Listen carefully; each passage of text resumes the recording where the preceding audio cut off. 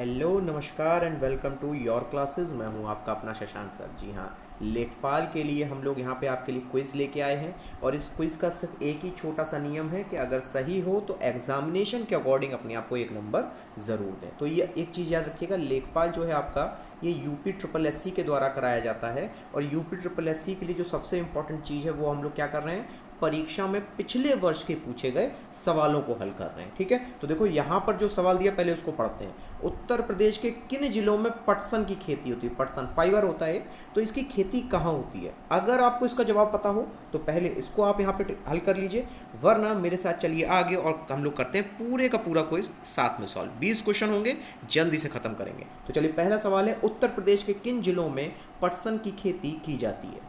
यहाँ पे आपके सामने 4 ऑप्शंस है, पहले यहाँ पे खुद से ट्राई करके देखिए, फिर हम लोग साथ में सॉल्व करते हैं।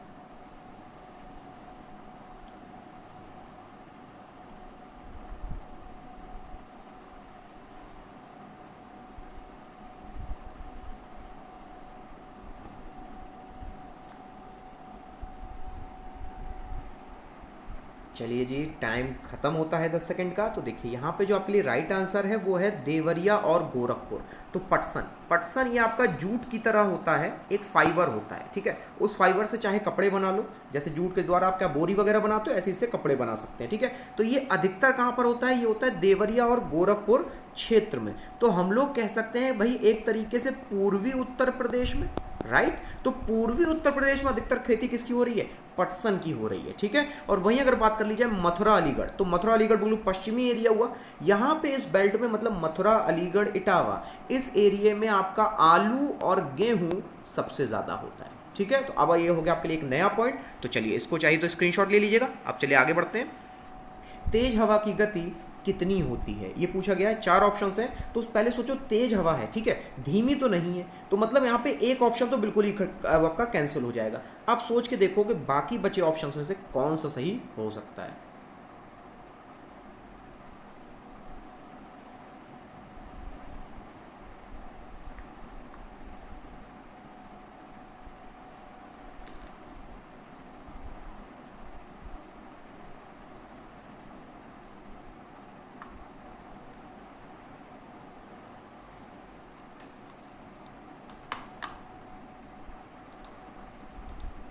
चलिए, टाइम अप। तो देखिए यहाँ पर अगर आपने लगाया ऑप्शन नंबर बी, तो 30 मील प्रति घंटे की जो रफ्तार होती है वो होती है आपकी तेज हवा की। ठीक है, तो 30 मील को अगर मान लो किलोमीटर में उसने पूछ लिया तो क्या जवाब होगा? तो 45 से 50 किलोमीटर की जो हवा होती है वो होती है तेज हवा की। ठीक है, वो स्पीड होती है तेज हवा की।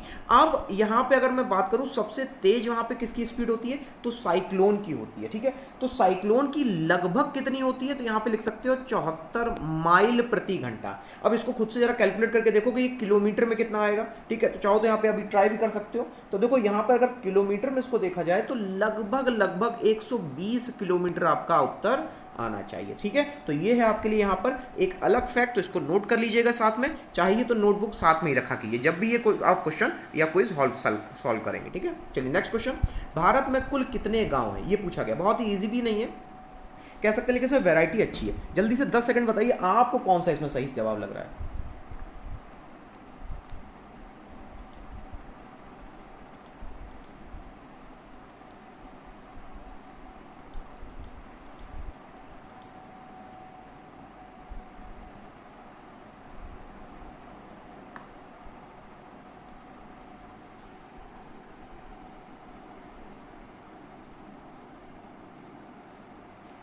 चलिए, टाइम अप। तो 10 सेकंड पूरे हुए आपके। तो कुल कितने गांव पूछा है ना आपसे, तो कुल कितने गांव के लिए एक चीज याद रख लो कि यहाँ पे पहली बात राइट ऑप्शन क्या है?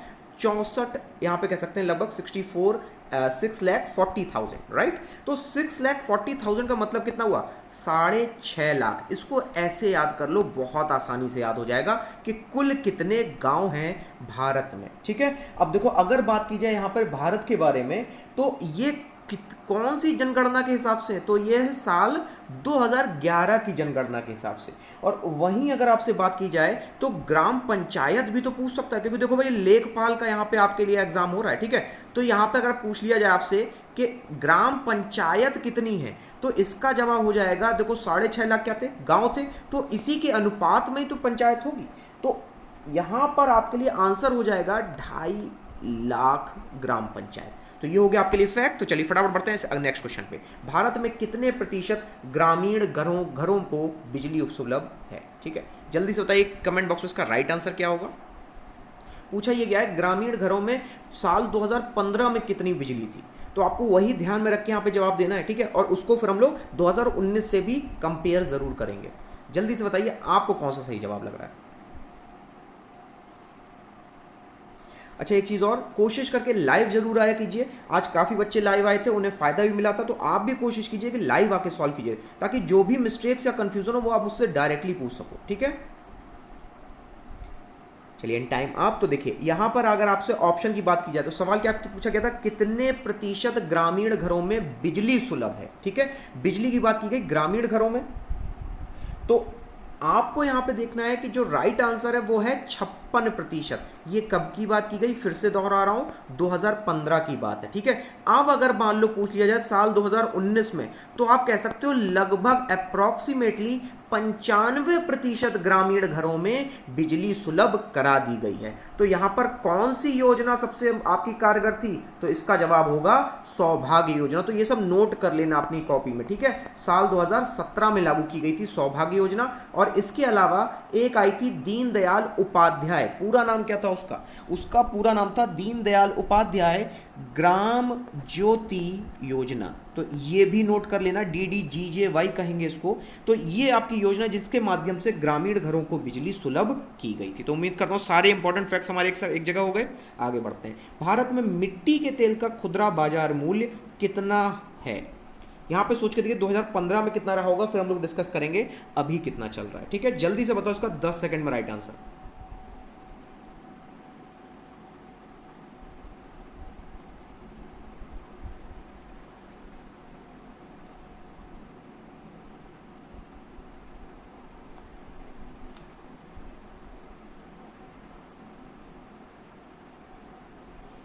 चलिए टाइम अप। तो देखिए मेरे ख्याल थोड़ा सा टिपिकल तो पड़ा होगा, क्योंकि यहाँ पे जो राइट आंसर है वो है 28.5 रुपये प्रति लीटर, ठीक है। तो 28.5 रुपये प्रति लीटर तो है आपका कब, अभी के समय में, ठीक है। लेकिन अगर बात कर ली जाए आपसे कि साल 2019 में, ठीक है, क्योंकि 20 का तो अभी हमें रेट मिल भी नहीं सकता, तो साल 2019 में यह आपका लगभग रहा था 50 से 55 रुपये प्रति लीटर के हिसाब से, ठीक है। तो अगर मान लो एग्जामिनर आपसे पूछ ले कि 2019 में कितना खुदरा मूल्य था, वो आप आराम से बता लेंगे, ठीक है ना। चलिए आगे बढ़ते हैं, नेक्स्ट क्वेश्चन लेते हैं। जनगणना 2011 के अनुसार ग्रामीण भारत की आबादी पूछी गई है आपसे, क्या पूछा कितनी पॉपुलेशन थी गाँव में? जल्दी से बताइए सोच के कि यहाँ पे सही जवाब क्या रहेगा।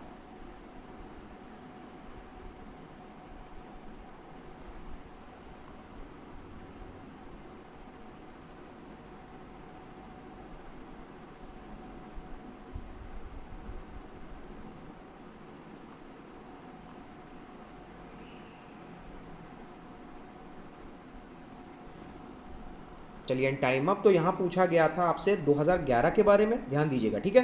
तो अगर यहाँ पर आप बात कर रहे हैं 2011 की, तो यहाँ पे राइट आंसर हो जाएगा 83.5 करोड़, यानी 83 करोड़ थी आपकी 2011 में। तो ये लगभग कितने प्रतिशत थी पूरे भारत की, तो ये लगभग 69 यानी 59% थी पूरे भारत की जनसंख्या की। उम्मीद करता हूं यहां तक क्लियर हो गया। तो अगर 83.5 करोड़ अगर आपकी गांव में है, तो शहरों में कितनी होगी, क्योंकि एग्जामिनर तो कुछ भी पूछ सकता है ना।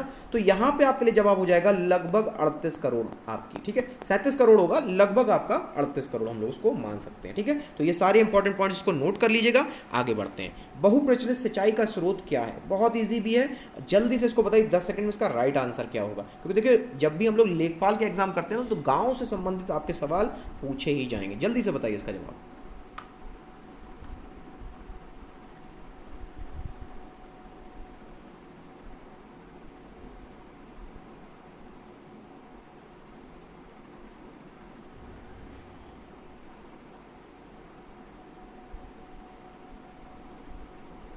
चलिए टाइम अप। तो अब मुझे बताओ, हम लोग जो हैं गांव में जाते हैं बम्बे वगैरह पे नहाने, तो वो बम्बा या फिर मानिए जो ट्यूबवेल क्या है, वही तो सबसे बड़ा स्रोत है किसका, सिंचाई का। तो नंबर 1 पे कौन सा है, ट्यूबवेल आता है, ठीक है। अगर बात कर ली जाए इसकी हिस्सेदारी की, तो लगभग मान लीजिए 45% हिस्सा जो है केवल ट्यूबवेल से ही सिंचाई की जाती है, ठीक। और वहीं अगर बात कर लिया दूसरे स्थान पे कौन सा है, तो दूसरे स्थान पे है नहर। और नहर जो है आपकी ये लगभग 26% सिंचाई का हिस्सा माना जाता है, और बाकी जो बचा है वो बाकी हिस्से में आएगा, यानी कुएं और तालाब में आता है। तो ये फैक्ट इसको नोट भी कर लेना कि नंबर 1 पे कौन सा है, ट्यूबवेल है, और नंबर 2 पे कौन सा है, नहर है। तो यानी ट्यूबवेल सबसे ज़्यादा सिंचाई का स्रोत है। चलिए फटाफट आगे बढ़ते हैं, अगला सवाल भी लेते हैं। ग्रामीण भारत में प्रत्येक वर्ष कितने प्रतिशत टीवी सेटों की बिक्री होती है? ये बहुत ही टिपिकल लेवल का सवाल है आपके लिए, जल्दी से केवल कोशिश कीजिए इसको सही से जवाब देने की, ठीक है। घबराइएगा नहीं, परेशान मत होइएगा।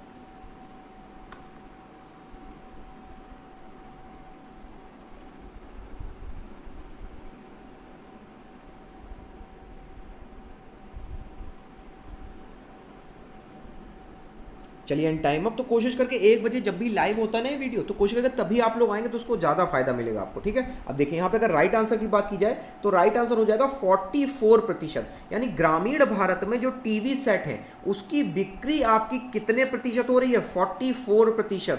तो यानी कि अगर मैं कहूँ इसके उल्टा, यानी 54% के अप्रॉक्स, ठीक है, इसको खुद से देख लीजिएगा, 54% के अप्रॉक्स जो प्रतिशत है वो कहाँ का हो गया, वो शहरों का हो गया जी, है कि नहीं है। अब अगर बात कर लीजिए टीवी सेट, इसकी खोजकर्ता कौन थे, तो उनका नाम हो जाएगा JL बेयर्ड। चाहिए तो इसको भी नोट कर सकते हैं, ठीक है। चलिए आगे बढ़े साथ में।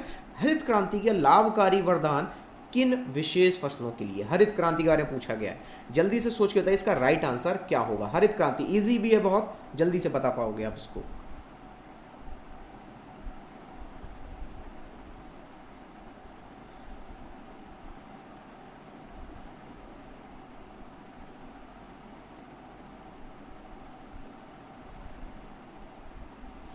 चलिए टाइम अप, 10 सेकंड पूरे हुए। तो देखो हरित क्रांति के बारे में पूछा गया है ना। हरित क्रांति किससे जुड़ा है आपका, ये फसलों से जुड़ा हुआ है, इतना तो क्लियर हो गया होगा, ठीक है। तो इसके यहाँ पर अगर जनक की बात की जाए वो बहुत इंपॉर्टेंट है, उनका नाम है MS स्वामीनाथन। पता नहीं कितने एग्जामों में ये पूछा गया है, ठीक है। अब देखो हरित क्रांति की जब भी बात की जाए, अगर भूल भी जाओ तो यहाँ पे पहले राइट आंसर क्या है, गेहूं और चावल। इसको याद कैसे करें, अपनी थाली याद कर लो। कैसे, थाली में आप 2 ही चीज़ें जो सबसे ज़्यादा प्रेम से खाते हो, एक रोटी खाते हो, दूसरा चावल खाते हो। अब मेरे ख्याल से अब आप भूलोगे भी नहीं, ठीक है। चलिए आगे बढ़ते हैं, नेक्स्ट क्वेश्चन। ग्रामीण भारत में सर्प की कौन सी प्रजाति अधिक संकटापन्न है, मतलब किसकी संख्या ज़्यादा कम हो रही, ये पूछा गया है। जल्दी से सोच के बताइए इसका राइट आंसर क्या होगा।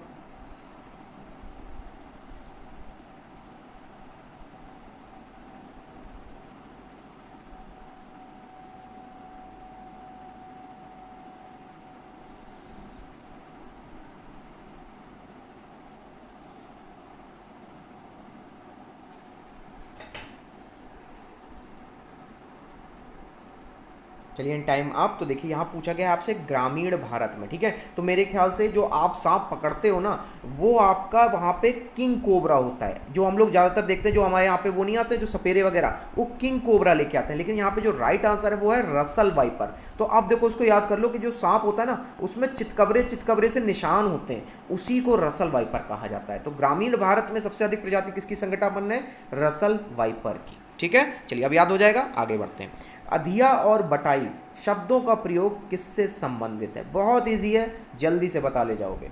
फटाफट बताइए इसका राइट आंसर क्या होगा।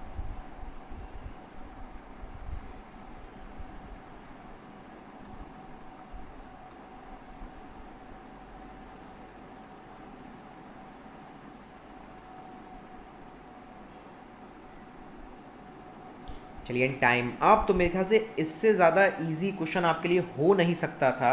रीज़न ये है आपके लिए कि पहली बात तो यहाँ पे राइट ऑप्शन क्या होगा, यहाँ पे राइट ऑप्शन हो जाएगा डी, यानी कि बी और सी दोनों, ठीक है। अब देखो अधिया और बटाई का मतलब क्या होता है कि भाई अगर खेती को ठेके पे दे दिया जाता है, ठीक है, कि कोई और आपकी खेती को करेगा तो उसको बटाई कहा जाता है, ठीक है। तो यहाँ पर एक ऑप्शन आपका क्या हो गया, फसल की साझेदारी, सही हो गया। वहीं कृषि कार्य बैठक, उसमें भी बटाई से संबंधित हम लोग चीज़ों का प्रयोग करते हैं। तो यहाँ पे दोनों ऑप्शन आपके क्या हो गए, राइट हो गए, ठीक है। तो यहाँ पे अब याद रखिएगा अधिया और बटाई आपके क्या मतलब हुआ इसका, ठीक है। तो यहाँ पे अगर पैदावार को बराबर बांट दिया जाए तो अधिया कहते हैं, और अगर केवल ठेके पे दिया जाए तो बटाई कहा जाता है। तो चलिए आगे बढ़े, नेक्स्ट क्वेश्चन करते हैं। सिराजी और बसरा किसकी उत्तम प्रजातियां हैं, नाम से क्या समझ में आ रहा है, सिराजी और बसिया। अगर थोड़ा सा सोच के देखोगे तो ये वो प्रजाति है जो हमारे लिए मैसेज लेके आती थी। अब जरा जल्दी से बताओ इसका राइट आंसर क्या होगा।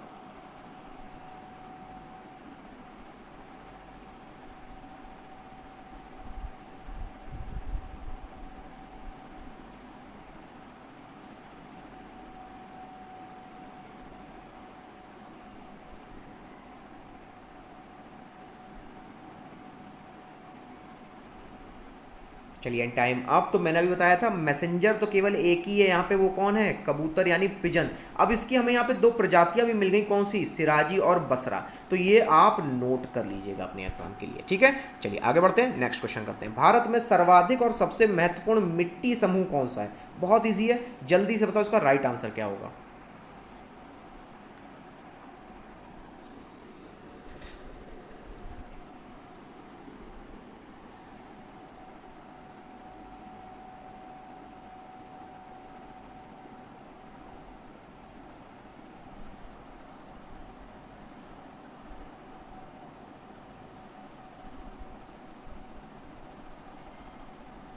चलिए 10 सेकेंड पूरे होते हैं आपके। तो यहाँ पे राइट आंसर मेरे ख्याल से आप लोगों ने भी लगाया होगा, जलोढ़ मिट्टी।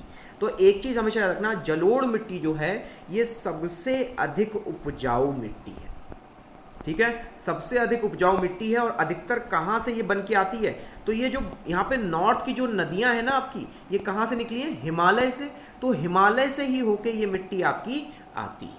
अब यहाँ पे याद रहेगा, ठीक है। सबसे उपजाऊ है, नदियों से निकलती है, और वो नदियाँ कहाँ से आती हैं? हिमालय से। चलिए आगे बढ़े, नेक्स्ट क्वेश्चन करते हैं। आंधी में हवा की गति कितनी होती है? चलिए यहाँ पे थोड़ा देखिए, क्लोज में क्वेश्चंस दिए हुए हैं, ऑप्शंस दिए हुए हैं आपके, तो थोड़ा ध्यान से कुछ को सॉल्व करने की कोशिश करना। तेज आंधी पूछी गई है आपसे, ठीक है। यहाँ पे हम लोगों ने दो इससे पहले डिस्कस भी किए थे, याद होगा थोड़ा सा आपको।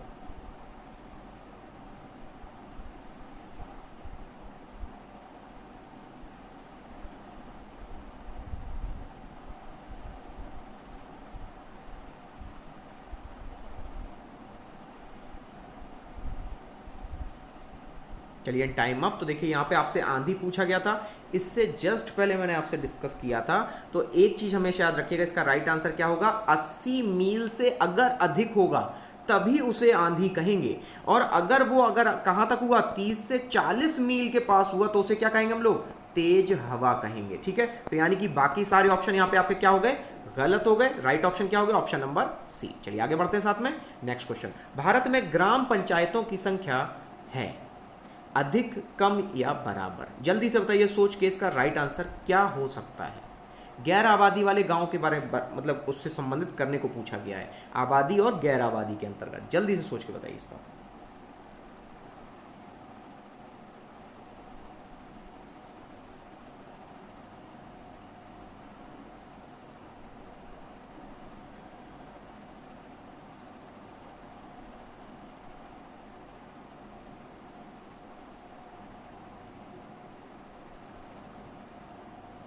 चलिए टाइम आप। तो देखो, इस तरह के अगर कभी भी सवाल आपके लिए आते हैं तो यहाँ पे ग्राम पंचायत की पहले संख्या याद कर लो। मैंने कितनी बताई थी? 2.5 लाख है, ठीक है। और अगर आपके पूरे गांव की बात की जाए तो लगभग कितने थे आपके वहाँ पे? 6 से ऊपर थे, ठीक है। तो यहाँ पर अगर डिफरेंस की भी बात कर ली जाए तब भी यहाँ पे क्या होगा आपका? ज़्यादा ही तो होगा, ठीक है। तो यहाँ पर आपके लिए एक ही राइट आंसर हो सकता था कि आपका गैर आबादी से अधिक है। तो यहाँ पे सही ऑप्शन क्या हो जाएगा? Option number A. तो यानी बाकी 3 ऑप्शन अपने आप क्या हो जाएंगे आपके? गलत भी तो हो जाएंगे, ठीक है। चलिए आगे बढ़ते हैं, नेक्स्ट क्वेश्चन। गूटी, गूटी एक शब्द होता है, इसका प्रयोग किसके लिए किया जाता है? ठीक है। एक आपके लिए हिंट बता देता हूँ कि ये मीठा भी है आपके लिए और रसीला भी होता है। और हिंट में एक और कि वो आम नहीं है। अब जल्दी से बता दो इसका राइट आंसर क्या होगा।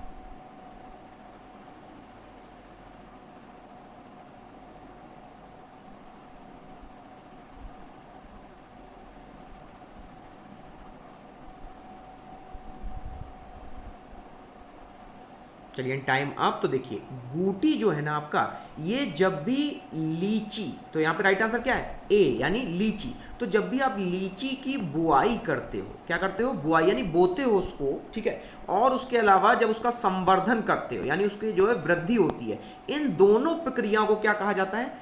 गूटी कहा जाता है। तो अब मेरे ख्याल से आपको जवाब भी मिल गया होगा। यहाँ पे राइट आंसर क्या है? लीची जो संबंधित है गूटी शब्द से। चलिए आगे बढ़ते हैं। अच्छा, ये जितना भी बताया जाए इसको नोट जरूर कर लिया कीजिए, बहुत इंपॉर्टेंट फैक्ट्स हैं और कहीं ना कहीं आप देखो खुद ही रिपीट हो रहे हैं। मैं जो पहले बता रहा हूँ वही क्वेश्चन सब आ रहे हैं आपके लिए, ठीक है। चलिए नेक्स्ट क्वेश्चन है, केंद्रीय आलू अनुसंधान संस्थान कहाँ स्थित है? आलू के अनुसंधान के बारे में पूछा गया है।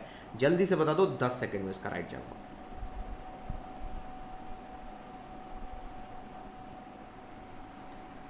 अच्छा, इसमें एक हिंट एक आपके लिए मिल सकती है कि वहां पे ठंड बहुत पड़ती है।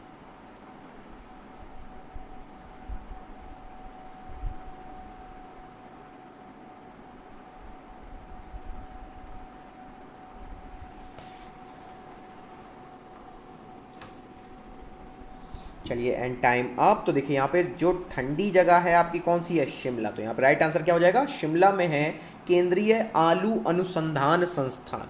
ठीक है, लेकिन अगर आप यहाँ पे देखो तो कई बार आपसे ये भी पूछा गया है कि सब्जी का अनुसंधान संस्थान क्या है। अब क्या बताओगे इसका जवाब, तो यहाँ पे जवाब हो जाएगा बनारस। ठीक है, अब इसको भी साथ ही साथ नोट कर लीजिएगा। चलिए, और वहीं अगर पूछा गया गन्ना संस्थान कहाँ पर है, तो गन्ना संस्थान आपका केवल एक ही जगह है, वो है आपके उत्तर प्रदेश की कैपिटल लखनऊ में। ठीक है, तो ये जितनी भी इंपॉर्टेंट जानकारी है इसको नोट कर लीजिए। आगे बढ़ते हैं, नेक्स्ट क्वेश्चन। उत्तर प्रदेश का मलिहाबाद, मेरे ख्याल से इसका जवाब तो सबको देना ही होगा। जल्दी से बताओ 10 सेकंड में, मलिहाबाद क्यों फेमस है। एक चीज़ और, मलिहाबाद से ये जो चीज़ है ना, जो फल है, ये आपका विदेशों तक जाता है।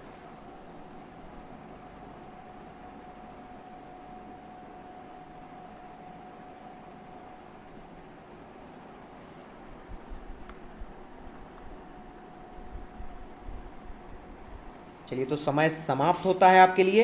तो उत्तर प्रदेश का मलिहाबाद किसके पास पड़ता है, ये लखनऊ के ही पास में पड़ता है आपका। ठीक है, तो यहाँ पर जो सबसे प्रसिद्ध है वो है दशहरी आम। ठीक है, दशहरी प्रजाति है आपके आम की। अगर इसके अलावा अगर और कोई आम की प्रजाति के बारे में पूछा जाए तो यहाँ पर एक है आपके लिए लंगड़ा। ठीक है, एक जो ऐड वगैरह हम देखते हैं ना, बड़े बड़े से आम होते हैं, वो है अल्फांसो आम। कौन से आम होते हैं, अल्फांसो आम। इसके अलावा एक नीलम आम है जो आपके एग्जाम का फेवरेट सवाल है। ठीक है, तो ये 3 नोट कर लीजिएगा, लंगड़ा, अल्फांसो और नीलम। यहाँ पे किसकी वैरायटी है, दशहरी के अलावा आम की वैरायटी है। तो उम्मीद करता हूँ यहाँ तक समझ में आ गया होगा। आगे बढ़ते हैं, नेक्स्ट क्वेश्चन। पकते ही हरा टमाटर लाल क्यों हो जाता है, बहुत रिपीटेड सवाल है, पहले खुद से कोशिश करो। तो और यहाँ पे एक चीज़ और ध्यान देना, जिस चीज़ में जहाँ पर ज़्यादा टेक्निकल टर्म का यूज कर लिया जाए वही उसका कारण भी होगा। ठीक है, तो जल्दी सोच के बताओ यहाँ पे राइट आंसर क्या होगा, कौन कौन से जो टेक्निकल टर्म यहाँ पे यूज किए गए हैं।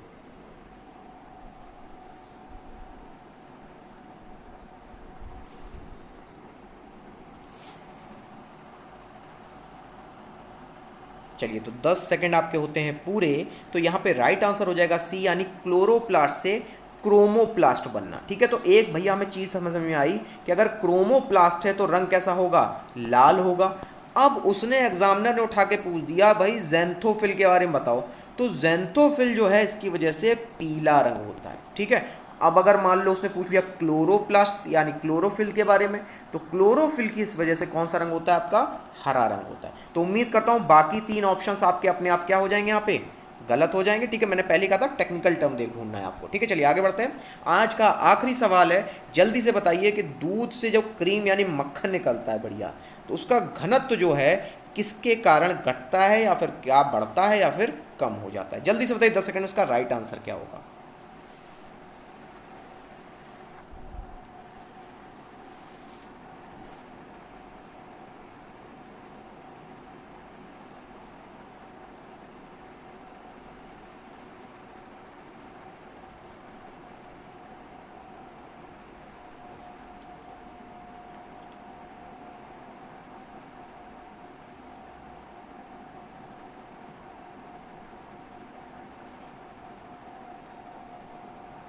चलिए एंड टाइम अप। तो देखिए यहाँ पे आपके लिए राइट आंसर हो जाएगा ऑप्शन नंबर ए। तो यानी कि जब भी मक्खन निकाल देते हो ना, तो दूध का घनत्व क्या हो जाता है आपका, बढ़ जाता है। ठीक है, और एक चीज़ और, ये जो दूध से क्रीम निकालते हो इसमें कौन सा बल लग रहा है, तो यहाँ पे ये एग्जामिनर का बड़ा फेवरेट सवाल है, अब केंद्रीय बल लगता है, इसको सेंट्रीफ्यूगल फोर्स भी कहा जाता है। ठीक है, दोनों ही नोट कर लेना क्योंकि एग्जाम में कैसे भी पूछा सकता है। तो उम्मीद करता हूँ यहाँ तक आप लोगों ने मेरे साथ में सॉल्व किया होगा। तो 1 बजे आके साथ में सॉल्व करना मत भूलना। ठीक है, तब लाइक करें, शेयर करें, सब्सक्राइब करें। Thank you very much.